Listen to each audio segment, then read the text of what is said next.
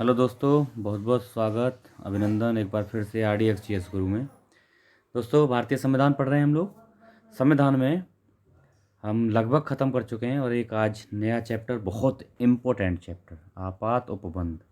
मतलब जब हमारे देश में आपातकाल लगा था तो क्या स्थितियाँ थीं और कैसे कैसे लगा था, ये सब के बारे में जानेंगे। आपात लगता कैसे है और कितने तरह के आपात होते हैं।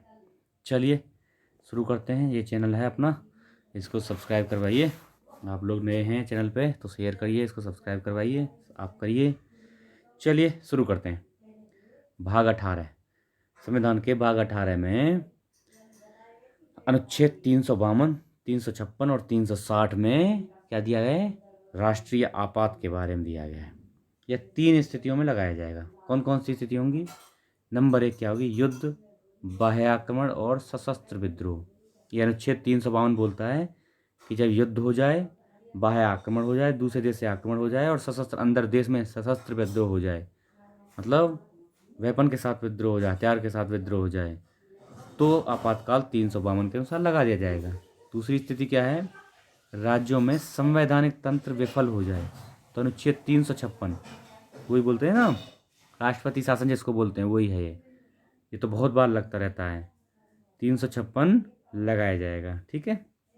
तीसरा है वित्तीय आपात, 360, अनुच्छेद 360 में बताया गया है कि जब देश में वित्तीय स्थिति खराब हो जाए और लगे कि अब जो है देश की वित्तीय स्थिति ठीक नहीं है, तो 360 के अनुसार वित्तीय आपात लगाया जा सकता है। इसमें राष्ट्रपति को पूरी शक्तियाँ आ जाती हैं।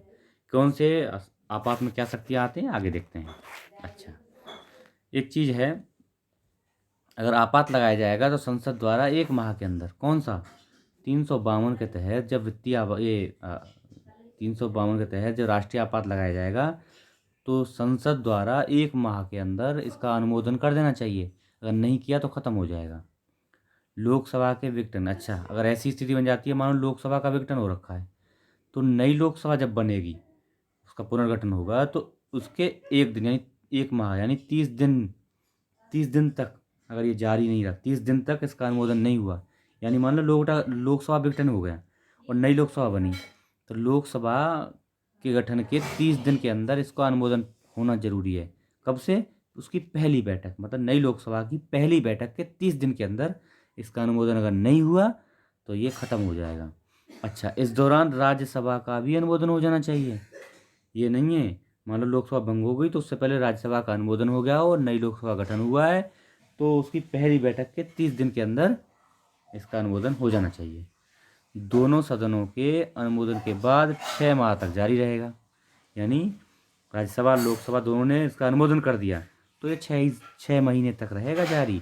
लेकिन अगर इसे आगे बढ़ाना है तो प्रत्येक 6 माह में अनुमोदन करते रहना होगा। अब देखिए कितना बढ़िया दिया है संविधान ने, कितना बढ़िया इसको बैलेंस किया है। बोलते हैं हमारे चेक एंड बैलेंस की स्थिति अपनाई गई है। हमारे संविधान ने कोशिश की है कि किसी को भी डिक्टेटरशिप नहीं मिले, तानाशाही ना हो। इसका उदाहरण है ये। अब देखिए, हर 6 महीने में संसद द्वारा इसका अनुमोदन आवश्यक है, तभी आगे बढ़ाया जाएगा। अच्छा, उसके बाद क्या है देखते हैं। चलिए, इस दौरान क्या होगा? राज्य सूची के विषयों पर कानून कौन बनाएगा? संसद द्वारा बनाया जाएगा। किंतु ये कानून आपातकाल समाप्ति के 6 माह तक। अब ये नहीं है कि राज्य सूची पे तो उन्होंने बना दिया लेकिन आपातकाल समाप्त हो गया अगले ही महीने और ये फिर सदा के लिए बन गया, नहीं। ये केवल कानून जो ये आपातकाल से समाप्त हो जाएगा उसके 6 महीने तक ये कानून वैलिड होगा, बस 6 महीने तक। अच्छा, इस समय राष्ट्रपति अध्यादेश भी जारी कर सकते हैं और अध्यादेश के साथ भी वही स्थिति है, अध्यादेश भी जारी कर सकते हैं। और क्या है? अध्यादेश भी 6 महीने तक रहेगा, वही सेम स्थिति है। वित्तीय आपात के दौरान कौन सा? 360 में जो लगता है, अनुच्छेद 360 में वित्तीय आपात के दौरान केंद्र राज्यों के बीच करों के वितरण को संशोधित कौन सा कर सकते हैं? राष्ट्रपति। मान लो वित्तीय आपात लगा दिया और केंद्र और राज्यों के बीच करों का संशोधन करना है, उसे लगे करों के संशोधन की जरूरत है, तो कौन अथॉरिटी है? राष्ट्रपति अथॉरिटी है। अच्छा, यह लोकसभा का कार्यकाल 1 बार में 1 वर्ष बढ़ाया जा सकता है, किंतु आपातकाल समाप्ति पर 6 माह से ज़्यादा नहीं। देखो ये देखो, हर जगह कंट्रोल करने की कोशिश की गई है। मान लो वित्तीय ये आपातकाल चल रहा है तो लोकसभा जो है ना, उसका कार्यकाल अभी 5 वर्ष नॉर्मली होता है, तो 1 वर्ष बढ़ाया जाएगा, 6 वर्ष हो गया। और मान लो अगले महीने समाप्त हो गया आपातकाल, तो उसके 6 महीने के अंदर आपको चुनाव कराने पड़ेंगे, नई लोकसभा गठन करना ही पड़ेगा। अच्छा, अब तक 356 कितनी बार लगा है? 3 बार लगा है। 356 नहीं, 352, माफ़ करिए, 352, अनुच्छेद 352 के तहत राष्ट्रीय आपात कब कब लगा है? 1962 में लगा। कब? चीन के साथ युद्ध हुआ 1971 में, भारत पाक युद्ध, और 1975 का तो आपको पता ही है, काला अध्याय था। ठीक है, उसमें ही तो था ये राष्ट्रीय अशांति, अशांति शब्द था। अशांति तो कभी भी लगा दिया था, और शांति के रूप में लगाया था। इस अशांति शब्द को ही यह लगाया था कि राष्ट्रीय अशांति शब्द था उस टाइम पे। ये 3 चीज़ थी कि 352 लगाने के लिए सशस्त्र विद्रोह नहीं, सशस्त्र विद्रोह नहीं था, राष्ट्रीय अशांति था, बाह्य आक्रमण था और युद्ध था। तो ये राष्ट्रीय अशांति को हटा के 44वां संविधान संशोधन 1978 में इसमें कर दिया। कौन सा? ये नई चीज़ जोड़ी गई कि इसमें सशस्त्र विद्रोह होना चाहिए राष्ट्रीय अशांति की जगह। ठीक है, अनुच्छेद 356 राष्ट्रपति शासन से संबंधित है। मंत्रिपरिषद भंग हो जाएगी और संसद विधानमंडल का कार्य करती है। जिस प्रकार विधानमंडल काम करता है ना राज्य में, उसका काम पूरा संसद करने लगेगी। तो ये है 356 में राष्ट्रपति शासन में। और राष्ट्रपति शासन में क्या क्या होगा? इसकी उद्घोषणा कौन और अनुमोदन 2 माह के भीतर। ध्यान रखना, देखो अगर राष्ट्रीय आपात लगता है 352 के तहत, तो इसका अनुमोदन 1 माह के अंदर संसद द्वारा, और लेकिन अगर राष्ट्रपति शासन लगता है तो 2 माह के अंदर। और ऐसे ही वित्तीय आपात में भी 2 माह के अंदर अनुमोदन है। दोनों सदनों द्वारा किया जाना चाहिए। अधिकतम 6 माह तक ये भी जारी रहेगा। ठीक है, सब में 6 माह ही है। प्रत्येक 6 माह पर संसद की स्वीकृति लेनी पड़ेगी। मतलब हर 6 महीने पर संसद स्वीकृति लेकर आगे बढ़ाएगी। और ये मैक्सिमम इसकी लिमिट दे दी गई है। राष्ट्रीय आपात की लिमिट नहीं है, इसकी लिमिट है मैक्सिमम 3 साल तक, यानी 6 महीने करके 6 बार। भाई एक बार में 6 महीने बढ़ाया तो 3 साल होने के लिए 6 बार होगा। तो 6 बार तक संसद इसको आगे बढ़ा सकती है। और 3 साल जैसे ही खत्म हो जाएंगे, फिर ये राष्ट्रपति शासन अपने आप ही समाप्त हो जाएगा, स्वतः ही समाप्त हो जाएगा। यह प्रस्ताव सदन द्वारा सामान्य बहुमत से पारित किए जाते हैं। ठीक है, अब आता है अनुच्छेद 360 वित्तीय आपात। इंपॉर्टेंट है, कभी नहीं लगाया आज तक। 2 माह के अंदर संसद की स्वीकृति, वही सेम जैसे राष्ट्रपति शासन था। 2 माह के अंदर संसद से, दोनों सदनों से स्वीकृति मिलनी चाहिए। अनिश्चित काल के लिए प्रभावी रहेगा। अच्छा, तथा संसद के वापस लेने तक प्रभावी। इसमें बहुत इंपॉर्टेंट चीज़ें हैं। देखो, पहले वाला 352 के तहत 1 माह के अंदर अनुमोदन, और बाकी दोनों का 2 माह के अंदर अनुमोदन। तुलना करके पढ़ना है, कभी भी कंपैरिजन करके पढ़ना है, तो आपको आपके अंदर चीज़ें बहुत रुकेंगी। दिमाग में स्टोर करने की क्षमता होती है बहुत ज़्यादा, लेकिन आप जितना जाल बनाओगे दिमाग में, जितना चीज़ों को कनेक्ट करोगे एक दूसरे से, उतना ही दिमाग ज़्यादा पकड़ता है और ज़्यादा लंबे समय तक इसको रोकता है। चलिए देखिए कैसे। अब देखिए ये क्या है, इसमें 2 माह के अंदर है, लेकिन अनिश्चित काल। उसमें क्या था?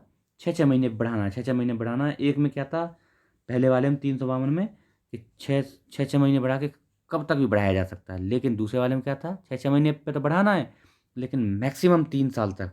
और इसमें क्या है, वित्तीय आपात में 360 में कितनी भी बार, एक बार कर दिया और तो कोई अनुमोदन की ज़रूरत नहीं, और अनिश्चित काल के प्रभावी। लेकिन जब तक संसद इसको वापस नहीं ले लेती तब तक ये चालू रहेगा, तब तक चलता रहेगा। राज्य के सभी वित्तीय मामलों पर केंद्र का नियंत्रण हो जाता है। भाई जितने भी वित्तीय मामले जो राज्य के जो है ना, जितना भी बजट है या और संबंधित है, कोई व्यय है, आय है, सभी पर केंद्र के नियंत्रण हो जाएगा। केंद्र के लिए कानून बनाएगा, सब कुछ केंद्र के हाथ में आ जाएगा। अभी तक कभी भी ये लागू नहीं हुआ है, और आशा करेंगे कि लागू ना हो। अगर लागू हो गया तो आप जिसकी तैयारी कर रहे हैं ना सरकारी नौकरी की, उसकी पेमेंट रोकी जा सकती है, आपकी पेमेंट को काटा जा सकता है। हो सकता है आपको 100 रुपये दे के बोला जाए कि हमारे पास पैसा नहीं है। ये सब स्थिति बन जाती हैं। लोगों से टैक्स ज़्यादा वसूला जा सकता है, उनसे पैसे लिए जा सकते हैं। ये सब चीज़ें होंगी। वित्तीय आपात मतलब पूर्ण नियंत्रण, आपके जो हैं अधिकार खत्म हो जाते हैं। चलो, मैंने बताया था मूल अधिकार में, आपको समझाया था कब कौन से अधिकार खत्म हो जाते हैं, कौन से आपात में। आप एक बार वो वीडियो देख लेना, मूल अधिकार वाला। ठीक है, अन्य तथ्य देख लेते हैं क्या क्या है। राष्ट्रपति का आपातकालीन अधिकार संविधान के साथ धोखा है। किसने कहा था? मतलब राष्ट्रपति का आपातकाल में जो अधिकार मिलते हैं वो संविधान के साथ धोखा है। किसने कहा था? के.एम. नामबियार ने बात बोली थी। अच्छा, दूसरा, आंतरिक अशांति के स्थान पर सशस्त्र विद्रोह कब जोड़ा गया? 44वां संविधान संशोधन 1978 अनुच्छेद 352 में मैंने बताया था ना, 3 तरह से पहले लगाया जाता था। कौन सा? युद्ध, बाह्य आक्रमण और आंतरिक अशांति। लेकिन 44वां संविधान संशोधन 1978 द्वारा इसको संशोधित किया गया और आंतरिक अशांति की जगह सशस्त्र विद्रोह जोड़ा गया। अभी सशस्त्र विद्रोह है, ठीक है। अनुच्छेद 355 क्या बोलता है? संघ का यह कर्तव्य होगा कि वह बाह्य आक्रमण और आंतरिक अशांति से प्रत्येक राज्य की रक्षा करे। अब यहाँ दे दिया 352 में क्या है, यहाँ बोला है कि संघ का यह कर्तव्य हो गया कि बाह्य आक्रमण और आंतरिक अशांति होती है तो उससे राज्यों की रक्षा करे।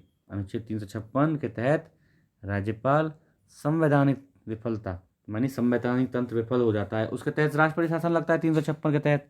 लेकिन इसके लिए क्या है, ये संवैधानिक तंत्र विफल हो गया, ऐसी सूचना राज्यपाल राष्ट्रपति को देंगे और उनसे अनुशंसा करेंगे कि क्यों ना इसमें अनुशंसा करेंगे कि इस राज्य में राष्ट्रपति शासन लगा दिया जाए, क्योंकि यहाँ पे संवैधानिक तंत्र विफल हो गया है, फेल हो गया है।